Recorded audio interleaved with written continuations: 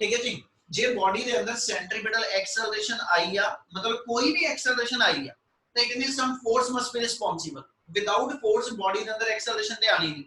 इसलिए ਅਸੀਂ डिफाइन कर रहे हैं कि जे सेंट्रीपिटल एक्सेलरेशन की गल कर दियो या सेंट्रीपिटल फोर्स कह दो, बोथ आर द सेम। तो ਅਸੀਂ डिफाइन ही करन लगे कहना जी ਜਦੋਂ एक बॉडी मेरी सर्कुलर पाथ ਤੇ मूव करेगी, ठीक है, तो सर्कुलर पाथ ਅਸੀਂ डिफाइन करते बॉडी की मोशन हमेशा एक्सेलरेटेड है। ਤੇ ਐਕਸਲਰੇਸ਼ਨ ਹਮੇਸ਼ਾ ਬਾਡੀ ਦੇ ਵਿੱਚ ਜਦੋਂ ਵੀ ਪੋਸੀਬਲ ਹੋਏਗੀ ਤੇ it means some force must be acting on the body. ਤੇ ਅਸੀਂ ਕਹਿੰਦੇ ਜੀ ਬਾਡੀ ਦੇ ਉੱਤੇ ਉਦੋਂ ਜਿਹੜੀ ਫੋਰਸ ਬਾਡੀ ਨੂੰ ਸਰਕੂਲਰ ਪਾਥ ਤੇ ਮੂਵ ਕਰਵਾਏਗੀ, ਜਿਹੜੀ ਫੋਰਸ ਬਾਡੀ ਨੂੰ ਸਰਕੂਲਰ ਪਾਥ ਤੇ ਮੂਵ ਕਰਾਏਗੀ, ਉਸ ਫੋਰਸ ਨੂੰ ਅਸੀਂ ਨਾਮ ਦੇ ਦਿੰਦੇ ਹਾਂ that force is called as the centripetal force. ਔਰ ਉਸ ਵੇਲੇ ਬਾਡੀ 'ਚ ਜਿਹੜੀ ਐਕਸਲਰੇਸ਼ਨ ਪ੍ਰੋਡਿਊਸ ਹੋਏਗੀ ਉਹਨੂੰ ਅਸੀਂ ਨਾਮ ਦੇ ਦਿੰਦੇ ਹਾਂ ਕਿ that acceleration is called as a centripetal acceleration. और पुत्र सेंट्रीपिटल वर्ड का मतलब सेंट्री का मतलब सेंटर रहेगा, ठीक है, और पिटल वर्ड का मतलब इथे टुवर्ड्स होएगा। ते जे इथों तुसी वर्ड इदा दे दो acceleration which is acting towards the centre, that acceleration is called as a centripetal acceleration.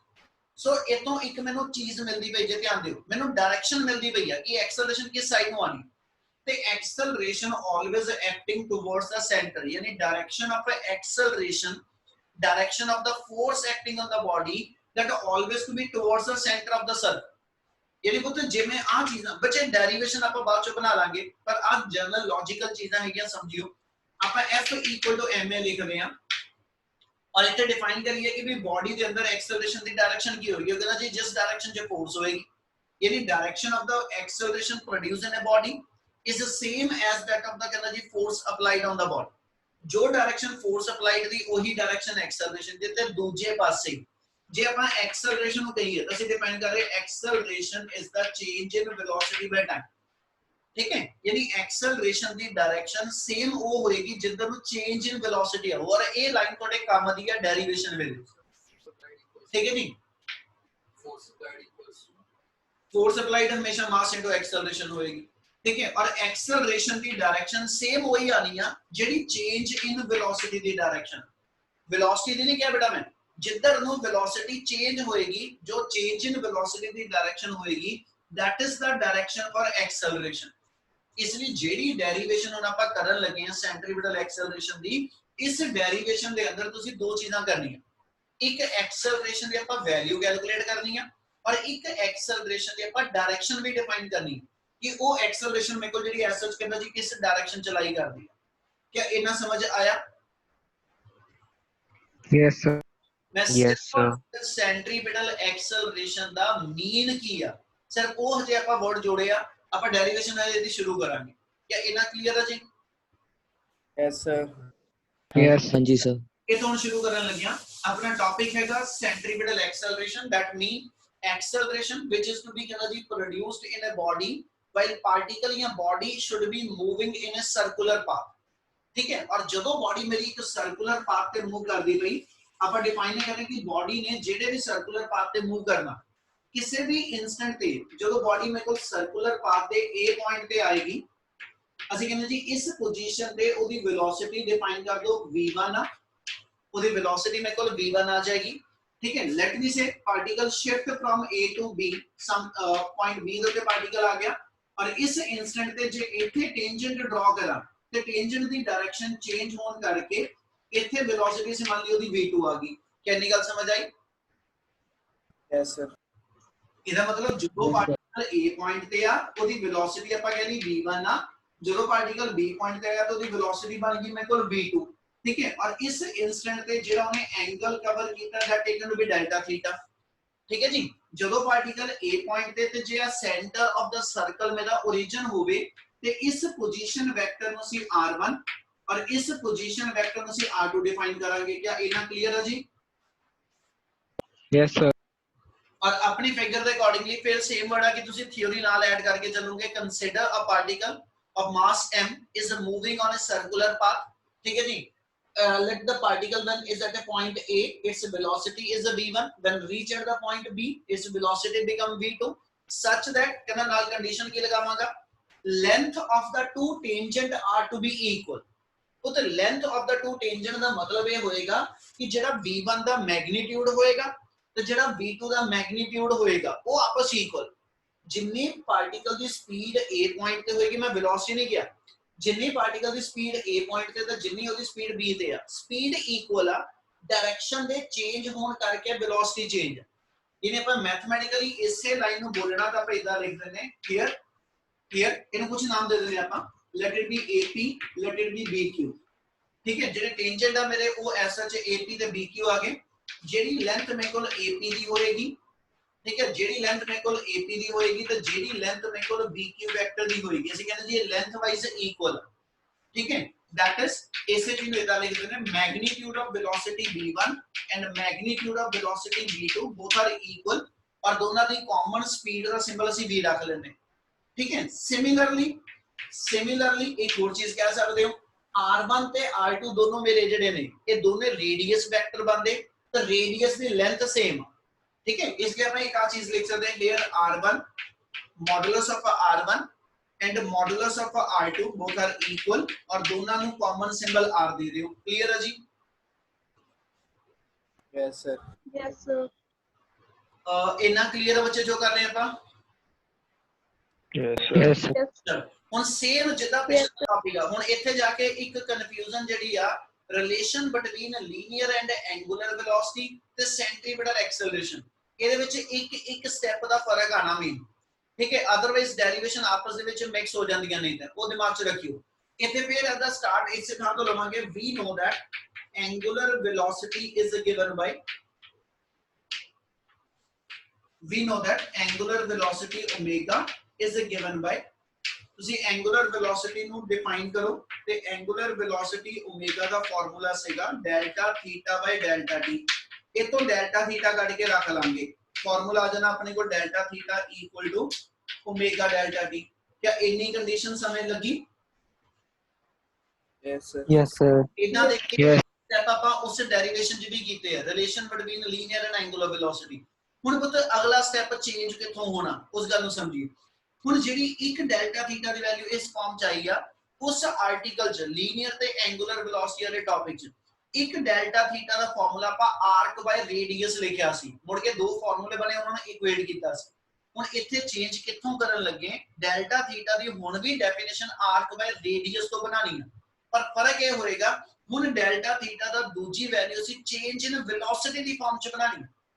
ਗੱਲ ਸਮਝਿਓ ਧਿਆਨ ਨਾਲ ਜੋ ਦੱਸਦਾ ਪਿਆ, ਜੇ A ਪੁਆਇੰਟ ਦੇ ਉੱਤੇ ਪਾਰਟੀਕਲ ਦੀ ਵੈਲੋਸਿਟੀ ਸੀ ਮੰਨਦੇ ਪਏ v1 ਔਰ ਬੜੇ ਸ਼ਾਰਟ ਇੰਟਰਵਲ ਆਫ ਟਾਈਮ ਦੇ ਅੰਦਰ ਪਾਰਟੀਕਲ ਜਦੋਂ B ਪੁਆਇੰਟ ਤੇ ਆਇਆ ਵਾ, ਤੇ ਅਸੀਂ ਕਹਿੰਦੇ ਉਹਦੀ ਵੈਲੋਸਿਟੀ v2 ਆ।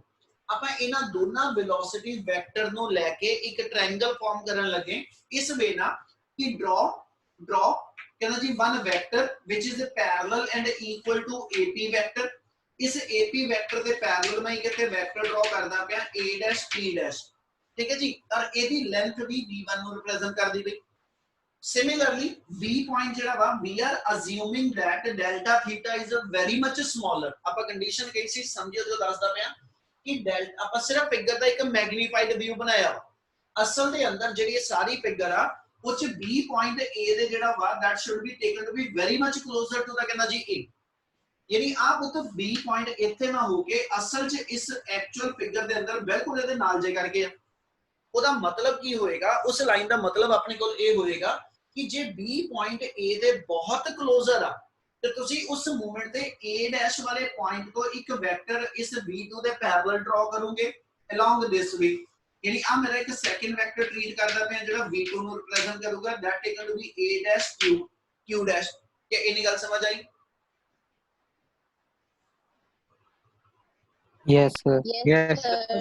समझ नहीं आया। वेक्टर आ a पॉइंट पे वेलोसिटी मेरी v1 ਸੀਗੀ, b तक पहुंचते पहुंचते वेलोसिटी v2 हो गई। चेंज कितनी हुई, मैं चेंज ਨੂੰ फाइंड आउट ਕਰਨ ਵਾਸਤੇ ਇੱਥੇ वेलोसिटी ਦੀ चेंज ਨੂੰ फाइंड आउट ਕਰਨ ਵਾਸਤੇ ਅਸੀਂ ਇਹ ਕਿਹਾ कि ਤੁਸੀਂ v1 वेक्टर ਦੇ पैरेलल एक वेक्टर ड्रॉ कर दो और इसी तरह v2 वेक्टर ਦੇ पैरेलल एक वेक्टर ड्रॉ कर दो। ठीक है, आ मेरे दो साइड्स ਜਿਹੜੀਆਂ ਨੇ, ਜੇ ਇਹ ट्रायंगल ਦੀਆਂ ਦੋ ਸਾਈਡ ਬਣ ਜਾਣ ਤੇ ਇਸ ਲਾਈਨ ਦੇ ਅਲੋਂਗ ਮੈਂ ਆਪਣੀ ਚੇਂਜ ਇਨ ਵੈਲੋਸਿਟੀ ਨੂੰ ਸ਼ੋ ਆਫ ਕਰ ਸਕਦਾ। Yes.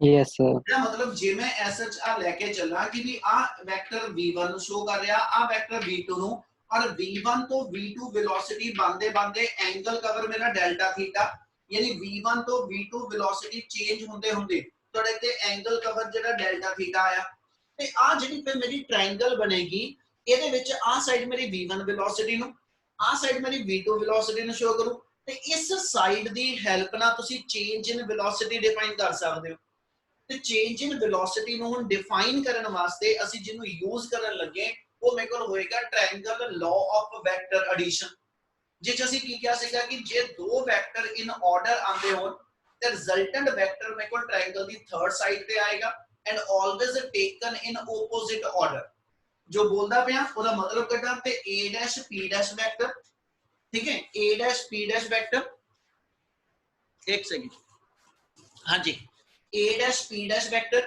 ਤੇ p' b' ਵੈਕਟਰ ना यानी आ ਜਿਹੜਾ ਪੁਆਇੰਟ ਆ ਆਪਾਂ ਇੱਥੇ ਡਿਫਾਈਨ ਕਰ ਦਿੰਨੇ ਤੇ p' q' ਵੈਕਟਰ ਆ ਮੇਰੇ ਕੋਲ ਜਿਹੜਾ ਐਸ ਐਚ a' p' ਤੇ p' q' ਇਹ ਮੇਰੇ ਕੰਟੀਨਿਊਟੀ ਚ ਆਜੂ ਤੇ a' q' ਮੇਰਾ ਰਿਜ਼ਲਟੈਂਟ ਵੈਕਟਰ ਬਣ ਜਾਏਗਾ ਤੇ ਜੇ ਮੈਂ ਇਸ ਟ੍ਰਾਇੰਗਲ ਦੇ ਅੰਦਰ ਐਸ ਸੱਚ ਕਹਿੰਦਾ ਜੀ ਟ੍ਰਾਇੰਗਲ ਆਫ ਵੈਕਟਰ ਐਡੀਸ਼ਨ ਲਾਵਾਂ ਤੇ ਉਹਦੇ ਅਕੋਰਡਿੰਗਲੀ ਅਸੀਂ ਆਹ ਸਾਈਡ ਦੀ ਵੈਲਿਊ ਜਿਹੜੀ ਉਹ v1 ਤੇ v2 ਦੀ ਫਾਰਮ ਚ ਡਿਫਾਈਨ ਕਰ ਸਕਦੇ ਕੀ ਗੱਲ ਸਮਝ ਆ ਰਹੀ Yes, sir. ਆ ਲਾਈਨ Yes, sir. ਦੱਸਦਾ ਪਿਆ ਇਹ ਟੌਪਿਕ ਦਾ ਮੇਨ ਪਾਰਟ ਆ ਵਿੱਚ ਇਹਨੂੰ ਕਲੀਅਰ ਕਰਨਾ ਜ਼ਰੂਰੀ ਆ ਆਪਾਂ ਜੋ ਕਹਿ ਰਹੇ ਮੈਂ ਇੱਥੇ ਲਿਖ ਕੇ ਬੋਲ ਰਿਹਾ ਆਪਾਂ ਡਿਫਾਈਨ ਕਰ ਰਹੇ to find change in velocity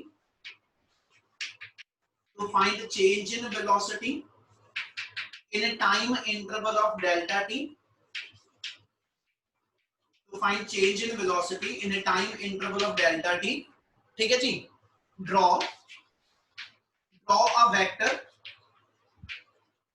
p dash ਇਹਦਾ ਨਾਮ ਦੇ ਦਿਓ draw a vector a dash p dash parallel to v1 and a dash q dash parallel to कितना जी b vector sorry parallel to v2 इतना clear है Yes, sir. now apply triangle law apply करांगे of vector addition apply triangle of vector addition in triangle ठीक है जी triangle अपनी ਜਿਹੜੀ बननी ਉਹਦਾ ਨਾਮ ਦੇ ਦਿਓ a dash p dash q dash क्या गल समझ आई जी Yes, sir. Yes, sir. dash q dash बनेगी ਉੱਤੇ ਲਾਓ ट्रायंगल law ਦੇ ਅਕੋਰਡਿੰਗਲੀ ਕੀ ਕੰਡੀਸ਼ਨ ਹੁੰਦੀ ਜਿਹੜੇ ਦੋ ਵੈਕਟਰ ਕੰਟੀਨਿਊਟੀ ਚ a dash p dash ਤੇ p dash q dash ਯਾਨੀ a dash p dash plus p dash q dash ਇਹਨਾਂ ਦੋ ਦਾ ਰਿਜ਼ਲਟੈਂਟ ਵੈਕਟਰ ਮੇਰਾ ਕਿਹੜਾ ਬਣ ਗਿਆ a dash q dash clear ਇੱਥੇ ਵੈਲਿਊ ਭਰ ਦਿਓ ਯਾਨੀ ਆ v1 ਵੈਕਟਰ ਇਹਨੂੰ p dash q dash ਹੀ ਲਿਖਿਆ ਜੇ ਆਪਾਂ ठीक है या चलो ਇਹਦੀ ਵੈਲਿਊ ਆਪਾਂ ਡੈਲਟਾ ਵੀ ਮੰਨੀ ਇਹਨੂੰ ਡੈਲਟਾ ਵੀ ਸਿੰਬਲ ਡਿਫਾਈਨ ਕਰ ਦਿੰਨੇ ਇਕੁਅਲ ਟੂ v2 ਇਥੋਂ ਡੈਲਟਾ v ਦੀ ਵੈਲਿਊ ਕੱਢ ਦੋ ਤਾਂ delta v equal to v2 vector minus v1 vector ਕੀ ਇੰਨਾ ਸਮਝ ਆਇਆ Yes, sir. Yes. ਹੁਣ ਇਹਦਾ ਮਤਲਬ ਇੱਕ ਚੀਜ਼ ਆ ਗਈ ਆਪਣੇ ਕੋਲ ਆ ਸਾਈਡ ਆਪਣੇ ਲਈ ਡੈਲਟਾ v ਨੂੰ ਰਿਪਰੈਜ਼ੈਂਟ ਕਰੇਗੀ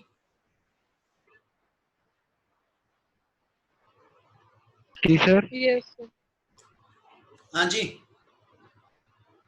Sir repeat करियो डिसलिंक हो गया सीगा. ਆਪਾਂ ਇਹ ਕਿਹਾ ਕਿ ਜਿਹੜੇ ਐਸੇ ਤੁਹਾਡੇ ਕੋਲ ਦੋ ਵੈਕਟਰ ਗਿਵਨ ਆ ਆਪਾਂ ਉਹਨਾਂ ਦੋ ਵੈਕਟਰ ਦੀ ਫਾਰਮ ਚ ਕਰਨ ਧਾਲੀਵਾਲ हाँ जी सर ਤੂੰ ਬੱਚੇ ਮੈਨੂੰ ਇਸ ਤੋਂ ਬਾਅਦ ਕਾਲ ਕਰੀ ਬੇਟਾ ਇੱਕ ਵਾਰੀ ਪਹਿਲਾਂ ਮੇਰਾ ਨੰਬਰ ਹੈਗਾ ਨਾ हाँ जी हैगा ਮੈਨੂੰ ਆ ਗਰੁੱਪ ਤੋਂ ਬਾਅਦ ਕਾਲ ਕਰ ਬੱਚੇ ठीक है सर शिवम ਆਪਾਂ ਇਹ ਦੱਸ ਰਹੇ ਪੁੱਤ ਕਿ ਜਿਹੜੇ ਤੁਹਾਡੇ ਦੋ ਵੈਕਟਰ ਗਿਵਨ ਆ ਆਪਾਂ v1 ਤੇ v2 ਮੇਰੇ ਨੋਨ ਵੈਕਟਰ ਹੈ ਨਾ ਆਪਾਂ ਇਹਨਾਂ ਦੋ ਵੈਕਟਰ ਦੀ ਫਾਰਮ ਚ ਆਪਣੀ side p dash q dash ਜਿਹੜੀ ਚੇਂਜ ਇਨ ਵੈਲੋਸਿਟੀ ਨੂੰ ਸ਼ੋ ਕਰੇਗੀ ਉਹ ਕਹਿੰਦਾ ਵੀ ਉਹਦੀ ਵੈਲਿਊ ਕੱਢ ਦੋ ਉਹਦੀ ਵੈਲਿਊ ਨੂੰ ਫਾਈਂਡ ਆਊਟ ਕਰਨ ਲਈ ਆਪਾਂ ਟ੍ਰਾਇੰਗਲ ਅਪਲਾਈ ਕੀਤਾ ਕਲੀਅਰ ਆ Yes sir. ਤੇ ਟ੍ਰਾਇੰਗਲ ਅਪਲਾਈ ਕਰਕੇ ਆਪਣੇ ਕੋਲ ਜਿਹੜੀ ਡੈਲਟਾ v ਦੀ ਵੈਲਿਊ ਆ ਉਹ v2 v1 ਦੇ ਇਕੁਇਵਲੈਂਟ ਆ ਗਈ Yes sir. यानी मेरी चेंज इन वेलोसिटी ਜਿਹੜੀ v2 v1 ਹੈ ਅਸੀਂ ਉਹਨੂੰ ਡੈਲਟਾ v ਨਾਲ ਰਿਪਰੈਜ਼ੈਂਟ ਕਰ ਸਕਦੇ ਹਾਂ Yes sir. ਆਪਾਂ ਜਿੱਥੋਂ ਸ਼ੁਰੂ ਹੋਏ ਸੀ ਇਥੋਂ ਉਹਦੇ ਚ ਮੈਂ ਇਹ ਕਿਹਾ ਸੀਗਾ ਕਿ ਐਕਸਲਰੇਸ਼ਨ ਦਾ ਹੁਣ ਸੈਕੰਡ ਫਾਰਮੂਲਾ ਆਪਾਂ ਚੇਂਜ ਇਨ ਵੈਲੋਸਿਟੀ ਦੀ ਫਾਰਮ ਚ ਬਣਾਉਣਾ ਉਸ ਚੀਜ਼ ਨੂੰ ਡਿਵੈਲਪ ਕਰਨ ਵਾਸਤੇ ਪਹਿਲੀ ਫਿਗਰ ਤੋਂ ਆਪਾਂ ਡੈਲਟਾ ਥੀਟਾ ਡਿਫਾਈਨ ਕਰ ਲਿਆ ਓਮੇਗਾ ਡੈਲਟਾ ਟੀ ਹੁਣ ਸੈਕਿੰਡ ਫਿਗਰ ਤੋਂ ਫਿਰ ਡੈਲਟਾ ਥੀਟਾ ਡਿਫਾਈਨ ਕਰਨਾ ਵਾ, ਪਰ ਉਹ ਵੈਲੋਸਿਟੀ ਦੀ ਫਾਰਮ ਚ ਡਿਫਾਈਨ ਕਰ ਦਾਂਗੇ ਬੇਟਾ। ਉਹਦੇ ਲਈ ਆਪਣੇ ਕੋਲ ਐਸ ਸੱਚ ਇੱਥੇ ਇਸ ਪੋਰਸ਼ਨ ਦੇ ਅੰਦਰ ਐਂਗਲ ਦੀ ਡੈਫੀਨੇਸ਼ਨ ਅਪਲਾਈ ਕਰ ਦੋ। ਐਂਗਲ ਆਪਾਂ ਕਿਹਨੂੰ ਡਿਫਾਈਨ ਕਰਦੇ ਸੀਗੇ, ਉਹਦੀ ਕੰਡੀਸ਼ਨ ਇੱਥੇ ਲਿਖ ਰਿਹਾ, we know that delta theta equal to arc by radius।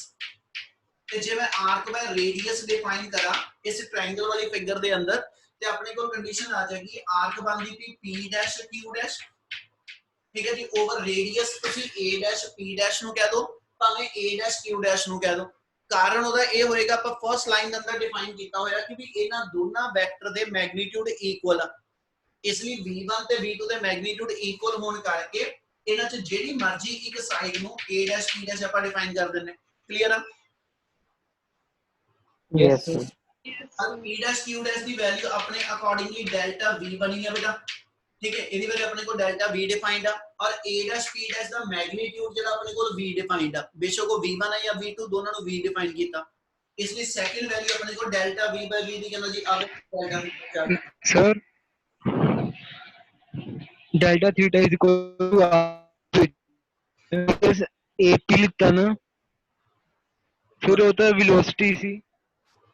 ਓਏ ਪੁੱਤ, ਜਿਹੜੀ ਡੈਲਟਾ ਥੀਟਾ ਵਾ ਉਹ ਮੇਰੇ ਕੋਲ ਐਸ ਸੱਚ ਚੇਂਜ ਇੱਥੇ ਆ, ਜਿਹੜੀ ਆਰਕ ਆ ਉਹ ਮੇਰੀ ਡੈਲਟਾ v ਆ, ਤੇ ਜਿਹੜਾ ਮੇਰਾ ਰੇਡੀਅਸ ਆ ਉਹ v1 ਜਾਂ v2 ਆ, ਤੇ v1 ਔਰ v2 ਸੀ ਸ਼ੁਰੂ ਚ ਡਿਫਾਈਨ ਕੀਤਾ ਕਿ ਵੀ ਮੈਗਨੀਟਿਊਡ ਦੇ ਵਿੱਚ ਉਹ ਦੋਨੋਂ ਇਕੁਅਲ ਆ, ਇਸ ਲਈ ਆਪਾਂ v1 v2 ਥਾਂ ਤੇ ਕਾਮਨ ਉਹਦਾ v ਡਿਫਾਈਨ ਕਰ ਸਕਦੇ। Yes, sir. ਸੋ Yes, ਡੈਲਟਾ ਥੀਟਾ ਦੀ ਦੋ ਇਕੁਏਸ਼ਨ ਆ ਗਈਆਂ। सर डेल्टा वी का समझ नहीं आया। ਹਾਂਜੀ सर डेल्टा वी डिफाइंड कितने अपन समझ नहीं आया। ਅੱਗੇ ਤੇਰੇ ਕੋਲ ਦੋ ਵੈਕਟਰ v1 v2 ਆਏ ਸੀ, यस सर। ਜਦੋਂ ਤੇਰਾ particle a dash p dash ਵਾਲੀ ਲੈਂਥ ਤੇ ਆ ਤੇ ਵੈਲੋਸਿਟੀ v1 ਆ, ਜਦੋਂ ਪਾਰਟੀਕਲ ਮੇਰਾ a dash q dash ਵਾਲੀ ਲੈਂਥ ਤੇ ਤੇ ਵੈਲੋਸਿਟੀ v2 ਆ, ਤੇ ਇਹਦੇ ਨਾਲ p dash ਤੋਂ q dash ਜਾਂਦੇ ਜਾਂਦੇ ਮੇਰੀ ਵੈਲੋਸਿਟੀ ਚੇਂਜ ਹੋ ਗਈ ਹੋ। Yes sir. ਅਸੀਂ ਉਹ ਚੇਂਜ ਇਨ ਵੈਲੋਸਿਟੀ ਦੀ ਵੈਲਿਊ ਜਿਹੜੀ ਆ ਟ੍ਰਾਇੰਗਲ ਨਾਲ ਲਾ ਕੇ ਕੈਲਕੂਲੇਟ ਕਰ ਲਈ ਕਿ ਵੀ ਜਿਹੜਾ ਡੈਲਟਾ v ਆ ਉਹ v2 v1 ਨੂੰ ਸ਼ੋ ਕਰੂਗਾ, ਤੇ ਡੈਲਟਾ v ਮੇਰਾ p dash q dash ਦੀ ਲੈਂਥ ਬਣੀ। Okay sir. ਇਸ ਲਈ ਫਿਰ ਜਿੱਥੇ delta p dash q dash ਆ ਉਹ ਤੁਸੀਂ ਡੈਲਟਾ v ਪੁੱਟ ਅਪ ਕਰਾਂਗੇ, ਔਰ ਡੈਲਟਾ v ਬੇਸਿਕਲੀ ਜਿਹੜਾ ਆਇਆ ਕਿਹਦੇ ਵਾਸਤੇ ਆ, v2 v1, यानी change in velocity, final velocity minus initial velocity ਦੇ ਬਰਾਬਰ ਆਇਆ। Okay sir. ਸੋ ਉਹਨੂੰ ਤੁਸੀਂ ਇਸ ਮੂਮੈਂਟ ਤੇ ਡੈਲਟਾ ਥੀਟਾ ਦਾ ਸੈਕੰਡ ਫਾਰਮੂਲਾ ਡਿਫਾਈਨ ਕਰ ਦਿਓ। ਹੁਣ ਡੈਲਟਾ ਥੀਟਾ ਦੇ ਆਪਣੇ ਕੋਲ ਦੋ ਫਾਰਮੂਲੇ ਆ ਗਏ ਹਨਾ, ਹੁਣ ਦੋਨੋਂ ਦੇ ਦੋਨੋਂ ਫਾਰਮੂਲੇ ਇਕੁਏਸ਼ਨ 1 ਔਰ ਇਕੁਏਸ਼ਨ 2 ਇਹਨਾਂ ਨੂੰ ਆਪਸ ਵਿੱਚ ਇਕੁਏਟ ਕਰ ਦਿਓ। ਇਹ ਮਤਲਬ ਆਪਣੇ ਕੋਲ ਨੈਕਸਟ ਟਾਈਮ ਆ ਜਾਏਗਾ ਫਰਮ 1 and 2, from 1 and 2, ਤੇ ਬੇਟਾ ਆਪਣੇ ਕੋਲ ਰਿਜ਼ਲਟ ਬਣ ਗਿਆ ਇਸ ਸਾਈਡ ਤੋਂ ਆ ਗਿਆ ਜੀ ਓਮੇਗਾ ਡੈਲਟਾ ਟੀ, ਇਧਰੋਂ ਆਪਣੇ ਕੋਲ ਵੈਲਿਊ ਬਣ ਗਈ ਡੈਲਟਾ v by d। क्या इतना क्लियर जी? Yes sir. टर्म रीअरेंज कर लो, Yes, sir. डेल्टा डी दूसरी साइड पे एडजस्ट करो, तो अपनी टर्म बन जाएगी नेक्स्ट लाइन के अंदर omega into v equal to delta v by delta t। पर delta v by delta t मेरी change in velocity by time interval, इनो सी एक्सेलरेशन कहने हैं जी। Yes sir. Yes, sir. Line को डिफाइन करिए, ठीक है, ऊपर कर रहे हैं इस चीज नो।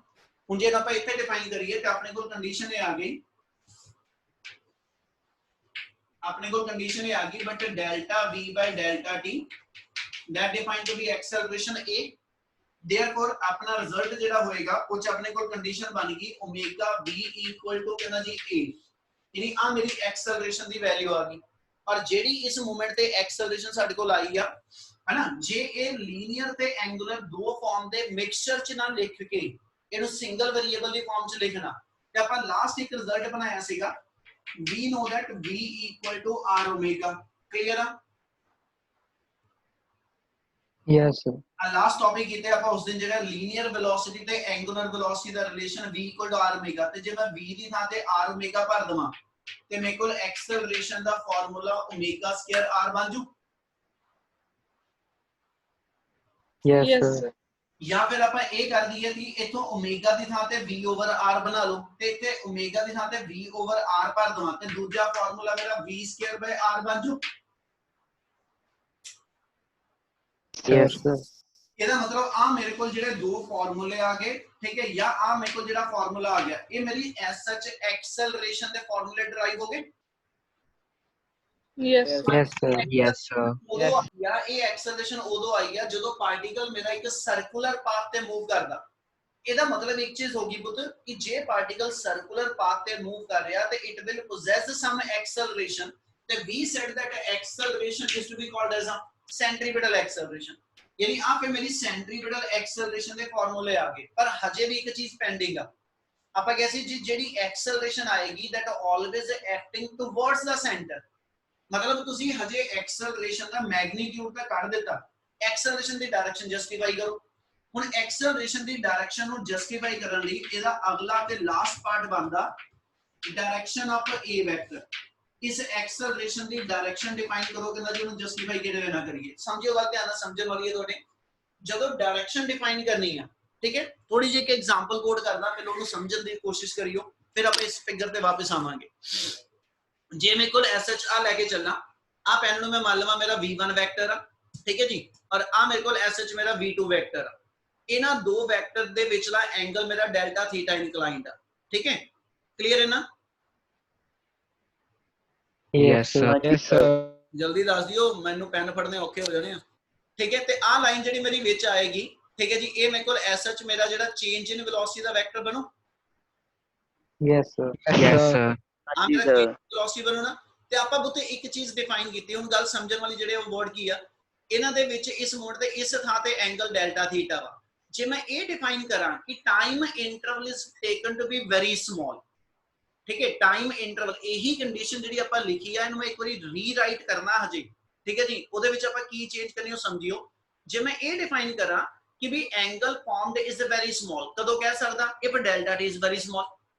ਆਪਾਂ ਕਿਹਾ ਸੀ ਜਿਹੜੀ ਕੰਡੀਸ਼ਨ ਤੁਸੀਂ ਅਪਲਾਈ ਕਰਨ ਲੱਗੇ ਹੋ ਸ਼ਾਰਟ ਇੰਟਰਵਲ ਆਫ ਟਾਈਮ ਲਈ ਆ। ਜੇ ਬੁੱਤ ਟਾਈਮ ਦਾ ਇੰਟਰਵਲ ਮੇਰੇ ਕੋਲ ਸ਼ਾਰਟ ਹੁੰਦਾ ਜਾਏਗਾ, ਡੈਲਟਾ ਟੀ ਮੇਰਾ SH 0 ਨੂੰ ਅਪਰੋਚ ਕਰਦਾ ਜਾਏਗਾ, ਡੈਲਟਾ ਟੀ ਮੇਰਾ ਰਿਡਿਊਸ ਹੁੰਦਾ ਜਾਏਗਾ, ਤੇ ਇਹਦਾ ਮਤਲਬ ਆ ਐਂਗਲ ਜਿਹੜਾ ਬਿਟਵੀਨ ਦਾ ਟੂ ਆ ਵੀ ਰਿਡਿਊਸ ਕਰੂ। Yes, sir. Yes, sir. Yes. ਜੇ ਅਸੀਂ ਇਹ ਮੰਨ ਲਈਏ ਡੈਲਟਾ ਟੀ ਆਲਮੋਸਟ 0 ਆ, ਤੇ ਇਹਦਾ ਮਤਲਬ ਆ ਜਿਹੜੀ ਲਾਈਨ ਹੈਗੀ ਆ V2 ਵਾਲੀ, ਇਹ ਲਾਈਨ ਆਲਮੋਸਟ ਇਸ ਲਾਈਨ ਦੇ ਪੈਰਲਲ ਆ ਜੂ। Yes, sir. ਜੇ ਐਂਗਲ ਇਹਨਾਂ ਦੋ ਦੇ ਵਿਚਲਾ ਡਿਕਰੀਜ਼ ਹੋ ਰਿਹਾ, ਤੇ ਐਂਗਲ ਡਿਕਰੀਜ਼ ਹੋ ਰਿਹਾ ਤੇ ਅਲਟੀਮੇਟਲੀ ਇੰਨਾ ਕ ਡਿਕਰੀਜ਼ ਕਰ ਗਿਆ, ਡੈਲਟਾ ਥੀਟਾ ਆਲਮੋਸਟ 0 ਤੇ ਪਹੁੰਚ ਚੱਲਿਆ, ਤੇ ਐਂਗਲ ਜਦੋਂ ਰਿਡਿਊਸ ਹੋਊਗਾ ਤੇ ਆ ਲਾਈਨਾਂ ਆਲਮੋਸਟ ਪੈਰਲਲ ਬਣ ਜੂ। ਹਾਂਜੀ ਸਰ। ਹਾਂਜੀ। ਤੇ ਜਿਹੜਾ ਇਹਨਾਂ ਦੋ ਨੂੰ ਜੁਆਇਨ ਕਰਨ ਵਾਲਾ ਵੈਕਟਰ ਡੈਲਟਾ V ਵਾਲਾ ਸੀਗਾ, ਆ ਮੇਰਾ ਡੈਲਟਾ V ਸੀਗਾ ਜਿਹੜਾ, ਹੈਨਾ, ਤੇ ਜਦੋਂ ਆ ਲਾਈਨ ਅੰਦਰ ਨੂੰ ਆਂਦੀ ਜਾਊਗੀ, ਇਹ ਆ ਪੈਨ ਬਲੈਕ ਵਾਲੀ ਲਾਈਨ ਅੰਦਰ ਨੂੰ ਆਂਦੀ ਜਾਊਗੀ, ਤੇ ਆ ਲਾਈਨ ਜਿਹੜੀ ਮੇਰੀ orange ਪੈਨ ਵਾਲੀ ਹੈ ਡੈਲਟਾ V ਵਾਲੀ, ਇਹ ਲਾਈਨ ਸਿੱਧੀ ਹੁੰਦੀ ਚਲੇ ਜਾਊ। Yes, sir. ਤੇ ਜਿਹੜਾ ਲਾਈਨ ਮੇਰੀ ਸਟ੍ਰੇਟ, ਹਾਂਜੀ ਸਰ, ਅਲਟੀਮੇਟਲੀ ਜਦੋਂ ਐਂਗਲ ਆਲਮੋਸਟ 0 ਆ ਗਿਆ, ਤੇ ਆ ਜਿਹੜਾ V1 ਵਾਲੀ ਲਾਈਨ ਆ ਤੇ ਆ ਡੈਲਟਾ V ਵਾਲੀ ਲਾਈਨ ਆ ਜਿਹੜੀ, ਇਹ ਦੋਨੋਂ ਲਾਈਨਾਂ ਇੱਕ ਦੂਜੇ ਦੇ ਪਰਪੈਂਡੀਕੂਲਰ ਆ ਜੂ। Yes, sir. आज समझ आनी जरूरी है। इन्हों डायरेक्शन डिफाइन करनी है, तो डायरेक्शन इस लाइन का समझ आनी जरूरी है कि पुत बुक दे विच उन्हें लाइन लिखी आ कि as delta t reduce to 0, it means delta theta reduce to 0, that mean delta v become perpendicular to v1। ਹੁਣ ਬੇਸਿਕਲੀ ਉਹਦਾ ਮਤਲਬ ਕੀ ਆ ਕਿ ਜਦੋਂ ਤੁਹਾਡੇ SH ਆ ਦੋ ਵੈਕਟਰ ਦੇ ਵਿਚਲਾ ਐਂਗਲ ਜਿਹੜਾ ਵਾ ਇਹ ਰਿਡਿਊਸ ਹੁੰਦਾ ਚਲਾ ਜਾਣਾ, ਤੇ ਅਲਟੀਮੇਟਲੀ ਜਦੋਂ ਐਂਗਲ ਰਿਡਿਊਸ ਕਰਕੇ ਆਲਮੋਸਟ 0 ਹੋ ਗਿਆ, ਤੇ ਜਿਹੜੀ ਉੱਪਰ V1 ਵਾਲੀ ਲਾਈਨ ਆ ਮੇਰੀ ਫਿੰਗਰ V1 ਵਾਲੀ ਲਾਈਨ ਆ, ਤੇ ਜਦੋਂ ਇਹ ਦੋਨੋਂ ਹੀ ਪੈਰਲਲ ਬਣ ਗਈਆਂ ਲਾਈਨਾਂ, ਤੇ ਉੱਪਰ ਵਾਲੀ ਲਾਈਨ ਜਿਹੜੀ ਹੋਏਗੀ ਡੈਲਟਾ V ਵਾਲੀ, ਇਹ ਲਾਈਨ ਇਸ V1 ਤੇ V2 ਦੋਨਾਂ ਦੇ ਕੀ ਬਣ ਜਾਏਗੀ? Perpendicular। मतलब फिर ਹੁਣ ਆਪਾਂ ਇਸ ਲਾਈਨ ਨੂੰ ਸਿਰਫ ਅਪਲਾਈ ਕਿੱਦਾਂ ਕਰਨਾ ਉਹ ਸਮਝੋ। ਇਹਦਾ ਮਤਲਬ ਇਹ ਹੋ ਗਿਆ ਕਿ ਡੈਲਟਾ V ਦੀ ਵੈਲਿਊ V1 ਦੇ ਕੀ ਆਣੀ ਆ ਜੀ? Perpendicular। Yes, sir। ਪਰਪੈਂਡੀਕੂਲਰ। ਹੁਣ ਇਹ ਚੀਜ਼ ਆਪਣੀ ओरिजिनल ਫਿਗਰ ਚ ਲੈ ਕੇ ਚੱਲ ਰਹੀ, V1 ਵਾਲੀ ਲਾਈਨ ओरिजिनल ਫਿਗਰ ਚ ਆ ਟੈਂਜੈਂਟ ਦੇ ਅਲੋਂਗ ਆ, ਕਲੀਅਰ ਆ? Yes, sir। Yes, sir। ਆਪਾਂ ਕਿਹਾ ਡੈਲਟਾ ਲਾਈਨ ਦੇ ਪਰਪੈਂਡੀਕੂਲਰ ਆ, V1 वाली लाइन टेंजेंट पे आ गई, डेल्टा V इस V1 दे परपेंडिकुलर। तो मैंने एक प्रॉपर्टी पता कि रेडियस ते टेंजेंट एक दूसरे दे परपेंडिकुलर होंदे हैं। Yes, sir। Yes, sir। Yes, sir। हाँ जी सर रिपीट करिए। सर रिपीट करिए एक बारी। ਆਪਾਂ ਇਹ सुनिया नहीं। V1 ਆ ਤੇ ਡੈਲਟਾ V ਆ, ਇਹ ਦੋ ਚੀਜ਼ਾਂ ਇੱਕ ਦੂਜੇ ਦੇ ਪਰਪੈਂਡੀਕੂਲਰ ਆ। ਜਦੋਂ ਇਹ ਦੋ ਚੀਜ਼ਾਂ ਇੱਕ ਦੂਜੇ ਦੇ ਪਰਪੈਂਡੀਕੂਲਰ, ਹੁਣ ਮੈਨੂੰ V1 ਤਾਂ ਪਤਾ ਵਾ ਇਸ ਫਿਗਰ 'ਚ ਕਿਤੇ ਉਹ ਟੈਂਜੈਂਟ ਦੇ ਅਲੋਂਗ ਆ, ਮੈਨੂੰ ਦੂਜਾ ਇਹ ਪਤਾ ਕਿ ਜਿਹੜਾ ਡੈਲਟਾ V ਹੋਏਗਾ ਉਹ ਐਸ ਸੱਚ ਇਸ V1 ਦੇ ਪਰਪੈਂਡੀਕੂਲਰ ਲੱਭਣਾ। ਤੇ ਜੇ V1 ਟੈਂਜੈਂਟ ਤੇ ਆ ਤੇ ਟੈਂਜੈਂਟ ਦਾ ਪਰਪੈਂਡੀਕੂਲਰ ਸਰਕਲ ਦਾ ਰੇਡੀਅਸ ਹੁੰਦਾ, ਆਪਾਂ ਨੂੰ ਇਹ ਪਤਾ ਜੋ ਬੋਲਦਾ ਪਿਆ। Yes. ਇਹਦਾ ਮਤਲਬ ਇੱਕ ਚੀਜ਼ Yes, sir. V1 ਟੈਂਜੈਂਟ ਦੇ ਅਲੋਂਗ ਆਇਆ, ਜੇ V1 ਟੈਂਜੈਂਟ ਦੇ ਅਲੋਂਗ ਆਇਆ ਤੇ ਡੈਲਟਾ V ਇਸ ਟੈਂਜੈਂਟ